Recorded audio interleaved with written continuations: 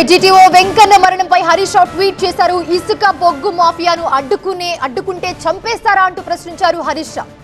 DTO Venkanna మరణంపై Harish Rao tweet చేశారు. ఆ tweet కూడా మనం చూస్తున్నాం స్క్రీన్ మీద. ఇసుక బొగ్గు మాఫియాను అడ్డుకుంటే చంపేస్తారా అని ప్రశ్నించారు. డీటీఓ వెంకన్న మృతిపై విచారణ జరిపించాలి అని, దోషులను కఠినంగా శిక్షించాలని హరీష్ రావు డిమాండ్ చేశారు.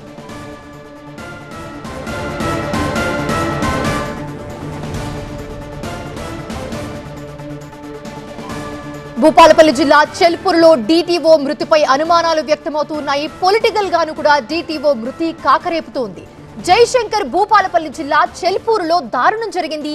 వేగంగా వస్తున్న లారీని ఆపబోయి డీటీఓ వెంకన్న మృతి చెందారు. తీవ్ర గాయాలతో అక్కడికక్కడే మృతి చెందారు వెంకన్న.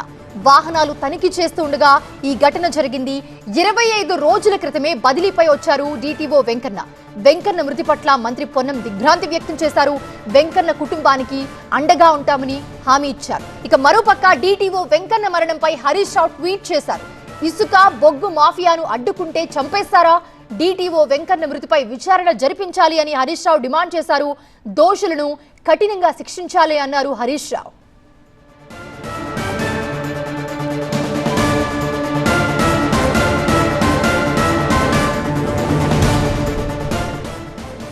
గతంలో డీటీఓ వెంకన్న విధులు నిర్వహిస్తున్న విజువల్స్ మనం రైట్ సైడ్ బాక్స్ లో చూస్తున్నాము. ఆయన బస్సులని తనిఖీలు చేస్తూ ఉండి బస్సులో ఉన్న డ్రైవర్ తో అండ్ అలాగే క్లీనర్ తో క్లియర్ గా మాట్లాడి బస్సు సిచ్యువేషన్ ని కూడా వాళ్ళకి అర్థమయ్యేలా చెప్పి వాళ్ళతో మాట్లాడుతున్న విజువల్స్ మనం ప్రస్తుతం స్క్రీన్ మీద చూస్తున్నాము.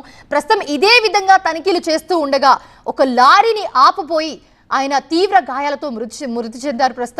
ప్రస్తుతం డీటీఓ వెంకన్న గతంలో చేస్తున్న బస్సుకు సంబంధించిన విజువల్స్ మనం చూస్తున్నాము. ఆయన బస్సును తనిఖీని చేస్తున్న విజువల్స్ మనం స్క్రీన్ మీద చూస్తూ ఉన్నాం.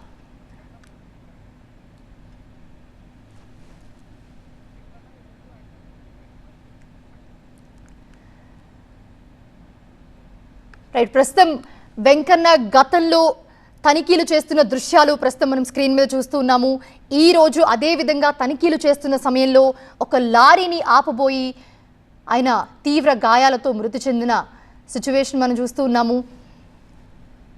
ఇసుక బొగ్గు మాఫియాను అడ్డుకుంటే చంపేస్తారా అంటూ హరీష్ రావు వెంకన్న మృతికి సంబంధించి ట్వీట్ చేశారు. మరోపక్క పొన్నం వెంకన్న కుటుంబానికి అండగా ఉంటామంటూ కూడా పొన్నం హామీ ఇచ్చారు. డీటీఓ వెంకన్న మరణంపై హరీష్ రావు ట్వీట్ చేశారు. ప్రస్తుతం